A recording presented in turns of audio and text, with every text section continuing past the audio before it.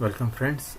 In previous lecture we have discussed different type of joints, then we have seen the classification of different types of joints and with welded joint, riveted joint, then bolted joint, and in previous lecture we have also started the design of riveted joint. Now we will see the actual design procedure.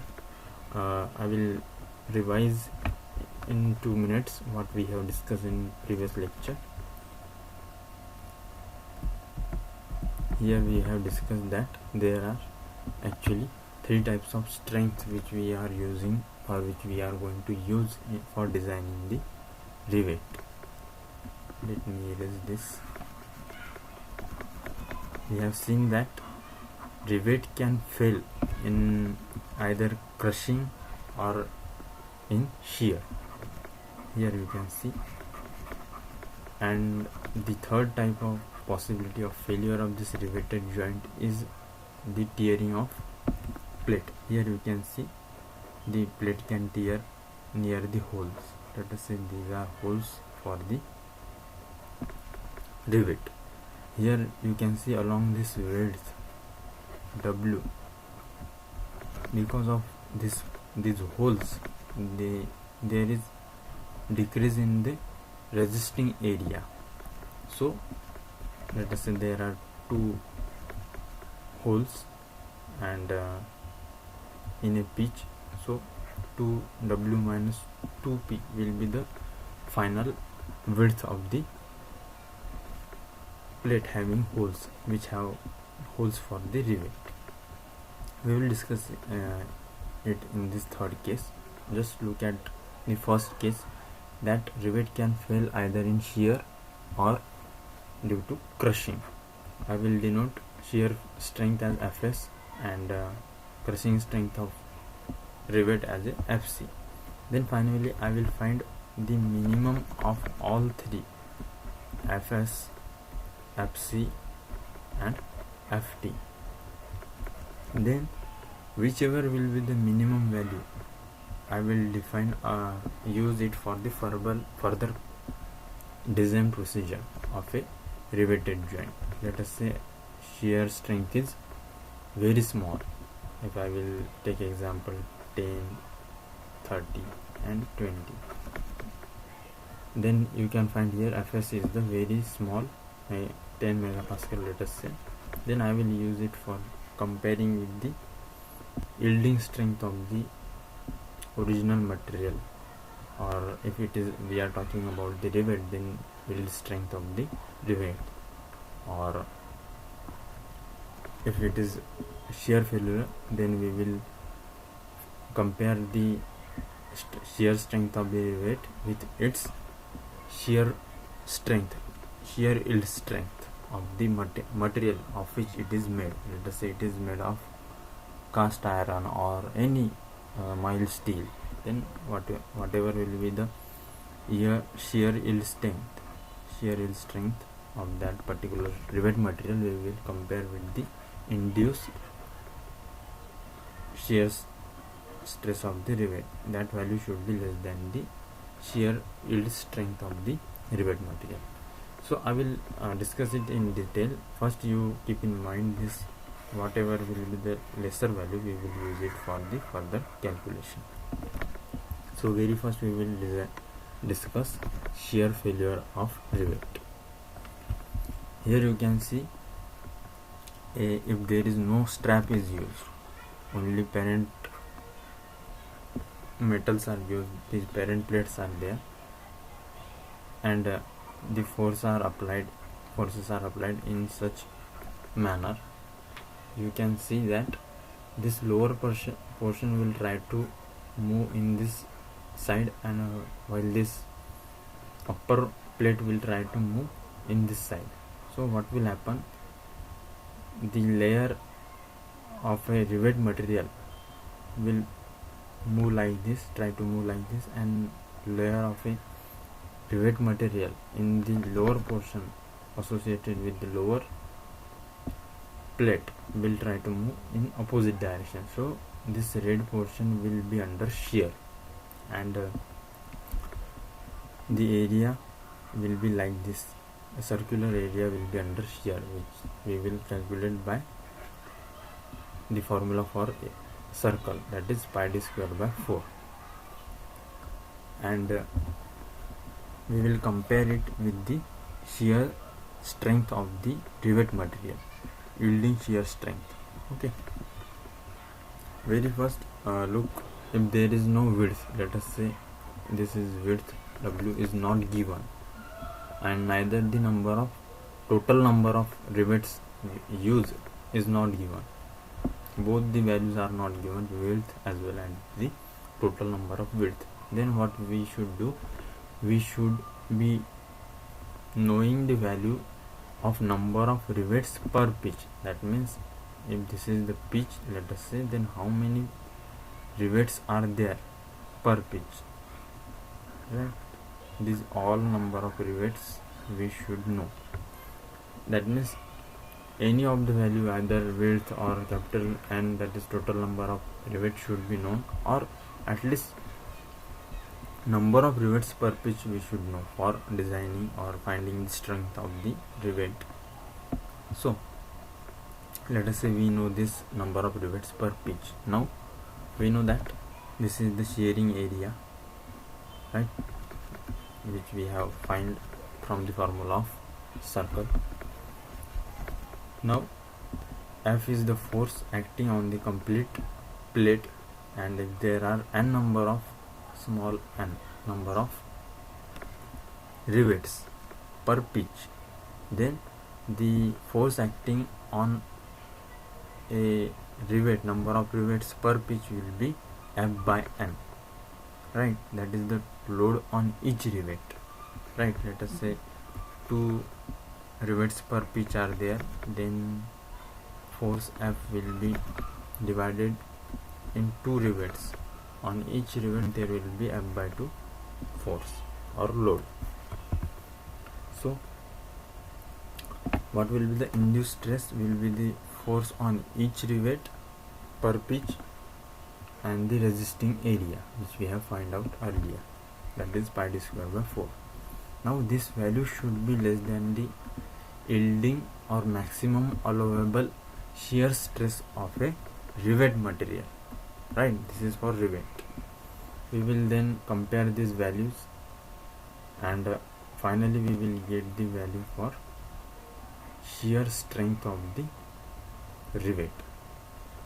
What will be how we will find it? By transferring this lower portion to the on the right side, and finally we are getting shear strength is equal to small n into pi d square by 4 into the permissible shear stress or maximum allowable shear stress of rivet. Here we have got, let us say, first value, all these Fs, then crushing strength, and then shearing strength we will find first of all, then whichever will be the small value we will use for further design. Here we have got the first value, right, Fs. Then now we will find the Fc, that is crushing strength of the rivet material.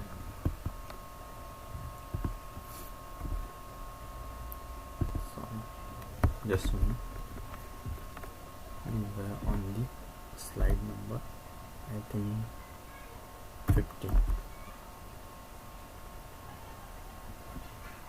It is over, I have discussed it.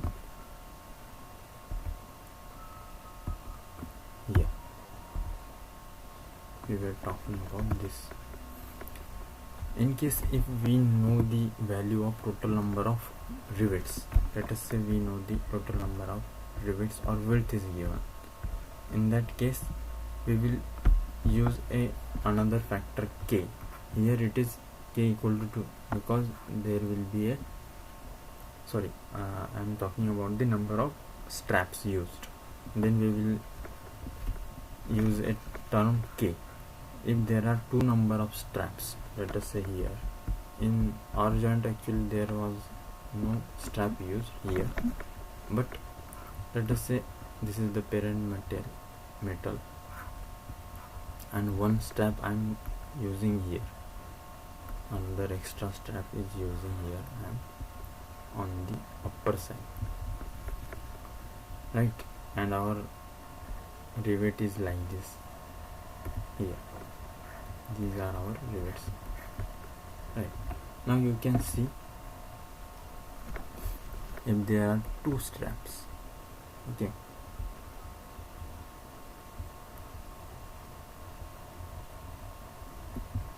This is the lower strap.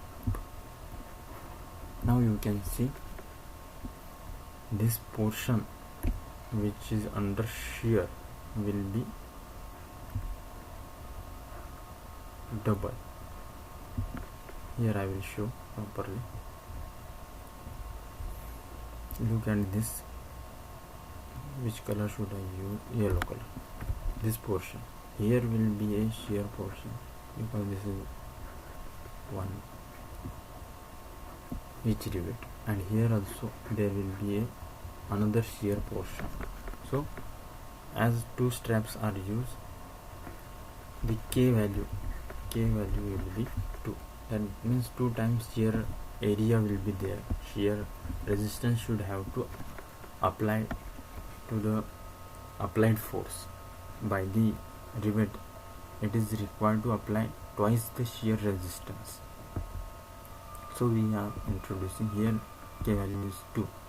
The basic thing you can remember that for all lap joints, because there is no strap, and all single strap joints, there will be a value of K equal to 1, and for double strap the value of K will be equal to 2. Just if you don't want to remember both the things, you just keep in mind this case, that K value will be equal to 2 if and only if there is a double strap. Otherwise either there will be a single strap or no strap. In that case you don't have to remember, just you remember this double strap. If there is double strap, then and then only there will be a value of K equal to 2. Otherwise all the time K will be equal to 1. Now if width or the total number of rivets, let us say capital N, is given, then we will just multiply with capital N instead of small n. Small n was the number of rivets per pitch, and here N is the total number of rivets along the width. This is the basic difference. Otherwise formula is same. Here you can see, right? I forget to write the permissible shear stress. It will be added here, okay. NK pi d square by 4 into permissible shear stress. Only this is different, small and capital N. Now we will discuss the second strength of a rivet, that is the crushing strength. Here you can see the simple example. If this force F is pulling in this direction and another force is pulling in opposite direction, there may be a chance of crushing. Let us say the whole assembly is vibrating, then this portion will be in continuous, let us say compressive load. And if you will look from this side, that is side view of this much portion only, right, you will see like this, and this shaded portion of a rivet will be under the resistance, or it will provide the resistance to the crushing. So we will define our crushing strength for this area, and you can see this area is perpendicular to the applied force on each rivet. Each rivet we will define force on each rivet by F by N. This is perpendicular to the area or the resisting area. So now in previous case we considered the shear strength. Here we will be using either crushing or tensile. You know that it is approximately same in compressive loading and tensile loading. So we will use the normal strength or normal stress here for finding the crushing strength of the rivet. So let us start. Induced crushing stress will be sigma c. It will be the force upon area. You know that this is the area, d into t. T is the thickness of the plate and d is the diameter of rivet, and as usual this is the force per rivet, each rivet. So in short you can write it like that, force by area. This is the induced crushing stress. Now we will compare it with the maximum allowable crushing stress of a rivet. So we'll put this value here. What we are getting, F by n into F by n divided by d into t. So finally, after transferring this portion to the right hand side, you will getting the crushing strength will be equal to n into d into t into sigma permissible. That is nothing but the yielding strength of a original material of a rivet, that is which we find under UTM, right? This is the yielding or crushing strength of a rivet in case of UTM or uniaxial loading condition, while in case of actual strength of the actual loading condition, actual strength of the rivet will be n into d into t into the yielding strength or crushing strength of the uniaxial loading condition, right? If width of plate is given or total number of, here remember total number of rivet in a row is given equal to capital N, then instead of the small n we will use capital N, and remaining formula will be same as it is. Now this is the second strength which we have got. Okay, this is the second strength value for the rivet. Either rivet can fail under shear or crushing. Now we are done with the strengths of the rivet. Now we will find the tensile strength of the plate, right? Third one, because you know that the plate can fail under tensile load, because here you can see that the area along the width, here you can see, is reduced due to these holes which we have drilled for the rivet, inserting the rivet. Now the original strength was, if I will write the equation, original strength was, let us say this is the W value. Okay, this complete is W, width is the original width. If I want to original strength will be W into T, that is the thickness. This will be the complete original resisting area. Now because of these holes, resisting area is reduced to W minus N into DH. DH is the diameter of hole and N, capital N, is nothing but the total number of rivets. Here you can see how the material will fail, plate material, because of reduced plate area it will fail under tension, and the failure or the crack will propagate like this up to the last end of the plate, not in the second plate, only in one plate. This will be, I will show the another plate with another color. Let us say this is green plate. For green plate it will also be there, but it will not propagate into the another plate. One crack in one plate will propagate in that plate only, right? That is all about the basic information of the plate. Now what will be the induced tensile stress? Sigma T. Question mark.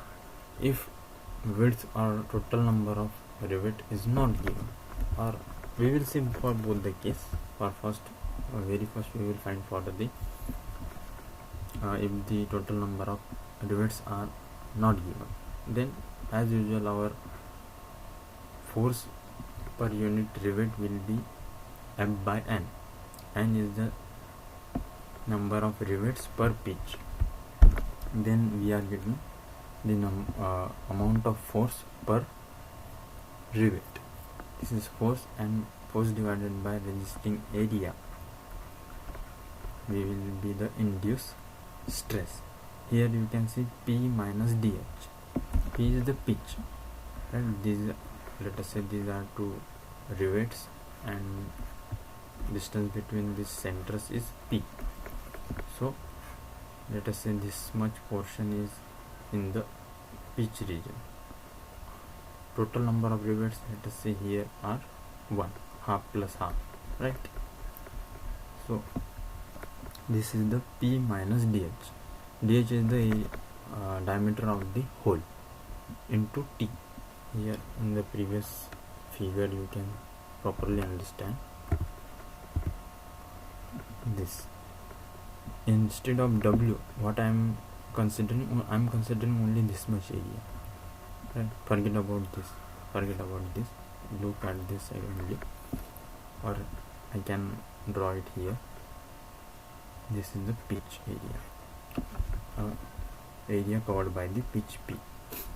Then for this, if we don't know the total number of rivets, then we what is the width for this much pitch is P minus the whole area, or the area swept by hole, that is DH, diameter. And if there are n number of holes per pitch, then P minus n into DH. Got it? Here P minus DH into T, right? Actually we are considering the number of rivets per pitch. So if you are introducing n here, then you need not to consider this n here again. P minus DH only, right? Pitch minus the, here only DH. F by N whole divided by P minus DH into T. P is the normal pitch. Okay. Now to avoid the failure, this induced stress, tensile stress, should be less than the actual tensile strength or yielding strength of a plate under uniaxial loading condition, right? What is this uniaxial loading condition? You can check in our previous lectures. I have explained it very properly, so concentrate here. What is our induced stress is F by N divided by T into P minus DH. This should be less than the yielding strength of the plate. Finally, we are getting the tensile strength of a plate, like this. Ft, tensile, T stands for tensile strength or tearing strength, will be equal to N into P minus DH into T into sigma permissible. And if the total number of rivets are given, then we will use W minus N into DH into T into sigma permissible. Now here we have got the third strength value, which is required for finding our efficiency of rivet and all. What is how to find the efficiency and how to design the maximum possible strength or the best value of a joint or best strength value of a joint. We will find it. Look at the formula for efficiency. Here you can see efficiency of riveted joint. How we will find it? We will find the strength of riveted joint, and we will divide it by the strength of original solid plate without any hole and rivets. That will be the strength of riveted joint. That means originally the strength was, let us say, without any hole, sigma was the strength for the solid plate. Okay. And after doing riveted joint or creating or generating joining procedure or completing the joining procedure, we have got some strength value. Actually it will be force strength values, let us say FCFS or anything. Then we will divide these values to get the efficiency. we have find out how to calculate the strength in shearing for rivet, strength in crushing for rivet, and strength in tearing for plate. Then whichever value will be minimum in all three we will use for finding the efficiency of joint. Alright, and then finally what will be the efficiency of riveted joint if let us say crushing strength is very small as compared to another two strengths, shearing strength and tensile strength. Then our formula for riveted joint will be just a minute, there is a issue.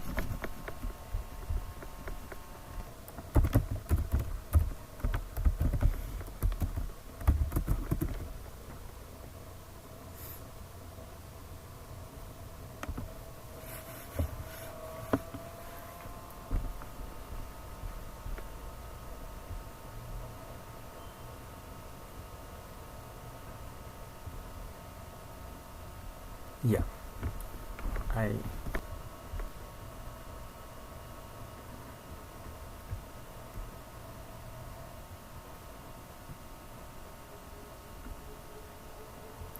new songs.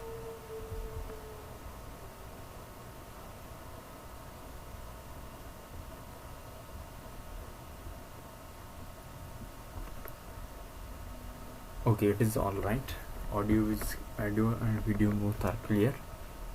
So we were discussing more about the efficiency of riveted joint, and let us we have got FC as a minimum value in all three, FS, FC and F3. So we will find efficiency of riveted joint like this: FC divided by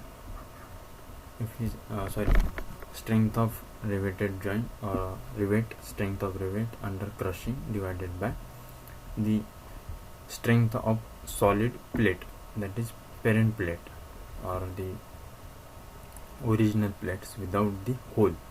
Solid indicates that there is no hole, right? So this will be the strength of or the efficiency of a riveted joint.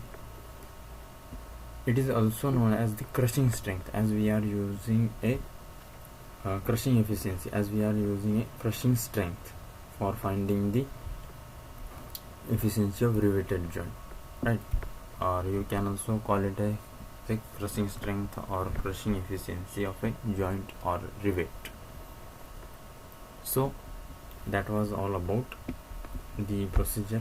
First I will show you how to find this strength of the solid plate. I explain only three things, that is FS, FC and FT. So we will first find how to find the strength of the solid plate. Going to the slide. This is the strength of the solid plate when width of it or total number of rivet in a row is not given, right? Actually I have discussed it before or not. Anyway, let us, this sigma is the induced stress in a plate, solid plate. So this is, let us, F is the force acting on the plate in this direction, and area perpendicular to this F direction of force will be this shaded region, red color region, right? And we don't know the width, so what we will consider, the only area which is swept by this pitch, normal pitch P from here to here, right? I will use another color.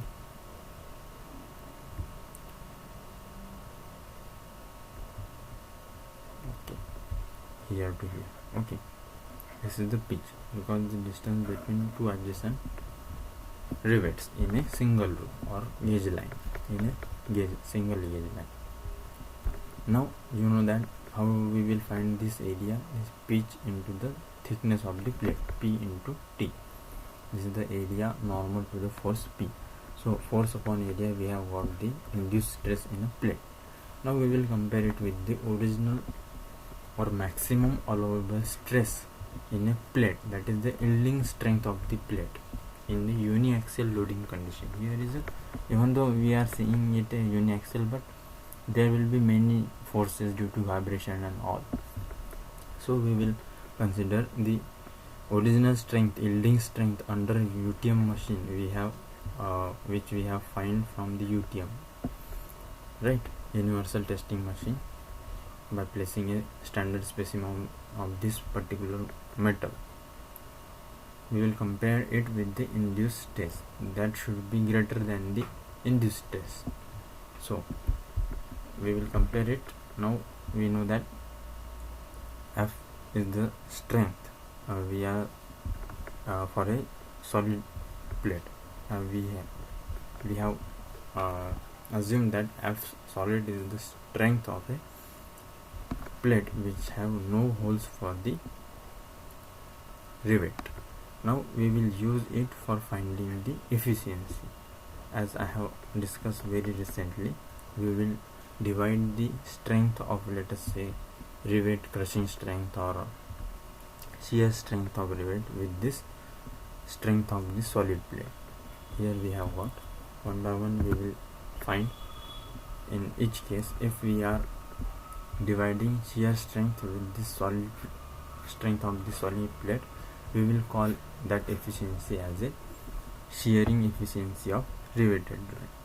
Although it is a efficiency of riveted joint, just we are using the shear strength of a rivet as we have find out and denoted by Fs. Here we will get the shearing efficiency. If we are using a crushing strength Fc and dividing it with the strength of a solid plate, okay, then it will be called as a crushing efficiency of riveted joint. This is also efficiency of a complete riveted joint. Okay,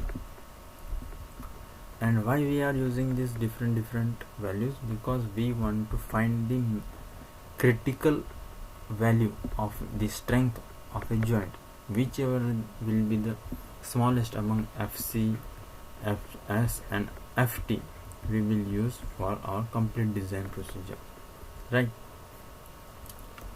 And that will be the final value or final efficiency of our riveted joint. Here I am using the tearing or tensile strength of a plate with holes, right, which we have find out earlier. And as usual, we will divide it by the tensile strength of the solid plate without, that means without holes. Here we have got this relation. Here I am cancelling these two stress values because both these values are for the plate.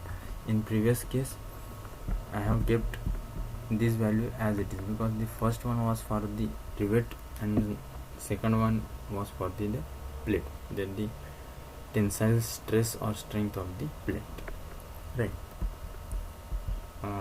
That's all about the efficiencies. Here we can write the tearing efficiency of riveted joint in this way also, and this is our final result.